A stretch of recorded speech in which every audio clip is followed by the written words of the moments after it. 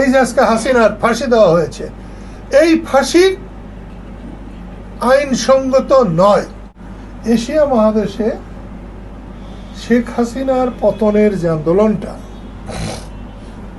এইরকম চমৎকার আন্দোলন আর আমরা চোখে দেখতে পাই না।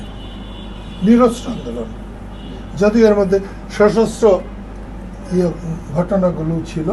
বোকার মতো বাচ্চারা বলেছে আমরা থানা পুরাইছি, পুলিশ মারছি, না বললে কি হইতো। এটা রাজনীতির কথা না। প্রধান কথা হচ্ছে রাজনীতিতে মানুষকে স্পেস দিতে হবে, জায়গা দিতে হবে। আপনি দেশের সরকার হলেন, আপনার বিরোধীরা এই দেশেই থাকতে পারবে না, এইরকম সরকার টিকে না।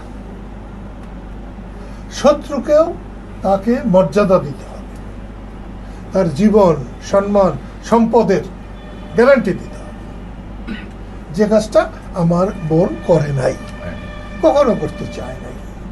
বঙ্গবন্ধু যদি দেশে এসেই সবাইকে ক্ষমা না করে দিতেন, অনেকে মনে করে এরকম হইতো না।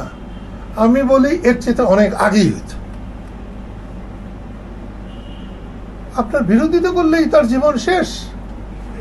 জীবন দেনেওয়ালা হলো আল্লাহ। আপনি একটা পিঁপড়ের জীবন দিতে পারেন না। আপনার ক্ষমতা হয়েছে বলে আপনি জীবন নেবেন?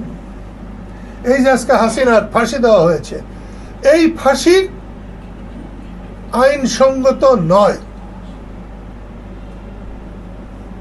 তাকে বিচারে তোলা উচিত এবং তাকে তার পক্ষে যতটা সম্ভব তার পক্ষে বলবার সুযোগ দেওয়া উচিত। এটা না করে ওরা ফাঁসি দিয়ে দিলেন। এখান থেকে নাচতেছেন, ভারত এখানে তারা বিদায় করে দিবে। ভারত দালাই লামাকে বিদায় করছে। ৬২ সালে দালাই লামা ভারতে গেছে। ভারত একটা রাজ্যের মতো করে নিয়েছে দালাই লামা। শেখ হাসিনার উপরে ফাঁসির খড়গ ঝুলছে, সেই শেখ হাসিনাকে ভারত পাঠিয়ে দেবে? ভারতের এই যে সৌন্দর্য, পৃথিবীতে তার সুনাম, সেটাকে নষ্ট করবে এই ইস্যুর জন্যে? ভারত শেখ হাসিনাকে সসম্মানে যদি না পারে, তাহলে জীবনেও পাঠাবে না। সসম্মান বলতে কি?